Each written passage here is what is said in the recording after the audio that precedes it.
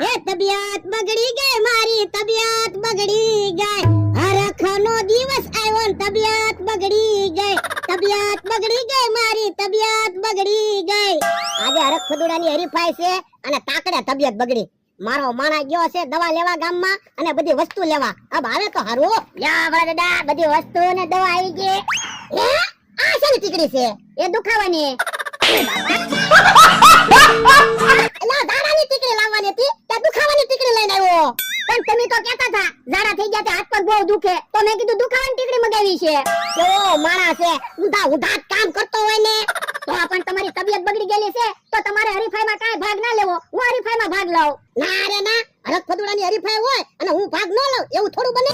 Oh my God, મારે પહેલો number લેવાનો છે. એ હારું તો યો પાકીટ ના બધી વસ્તુ. હે આવડું મોટું પાકીટ કેમ લાવ્યો? તમે તો પાકીટ મગાવ્યું હતું. અલ્યા ખિસ્સામાં રે ને એવું પાકીટ લાવવાનું હતું. પણ તમે હરીફાઈમાં ભાગ લ્યો છો તો ખિસ્સામાં પાકીટ થોડું બધાને દેખાય? મોટું પાકીટ હોય તો બધાને દેખાય ને. ઈ હાસું તારું. અને આમ જોવો, હું તમને શીખવાડી દઉં પાકીટ કેમ રાખવાનું ને કેમ તમારે હાલવાનું. પુરાવો એ તમારે પટક પટક હાલવાનું ને સટક સટક બધાની સામું જોવાનું ને પાકીટ ખંભે રાખીને હાલવાનું. લ્યો બાપા